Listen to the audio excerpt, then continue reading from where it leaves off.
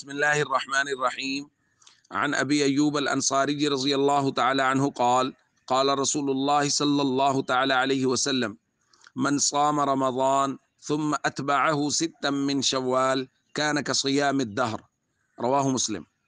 نبی کریم صلی اللہ علیہ وسلم نے ارشاد فرمایا، جس شخص نے رمضان المبارک کے روزے رکھے پھر اس کے بعد 6 روزے شوال میں رکھے تو وہ ایسے ہے جیسے اس نے پورا سال روزے رکھے۔ دوستو، شوال المکرم کے 6 روزے مستحب ہیں۔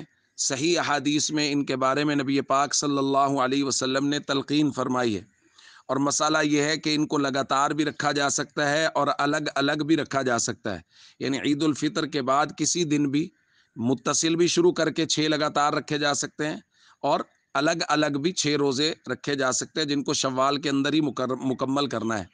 اور یہاں ایک اور بات بھی ہے کہ رمضان کے روزے رکھے ہوں پھر شوال کے روزوں کی یہ فضیلت ہے، کیونکہ حضور نے فرمایا من صام رمضان ثم اتبعہ ستا من شوال، پہلے رمضان کے روزے رکھے ہوں پھر شوال کے روزے رکھے تو اس کو یہ فضیلت حاصل ہوگی۔ ایسا نہ ہو کہ رمضان کے روزے تو بغیر اس کے عذر کے ترک کر دے اور کہے کہ جی اب شوال کے 6 روزے رکھوں گا تو پورے سال کے روزوں کا ثواب مل جائے گا، اس طرح قطعاً نہیں ہے۔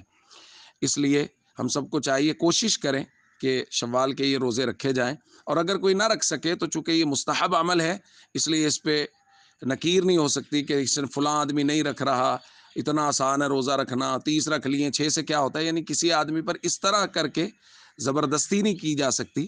باقی شوق کے ساتھ، محبت کے ساتھ اس عمل کو ضرور کرنا چاہیے۔ السلام علیکم ورحمۃ اللہ وبرکاتہ۔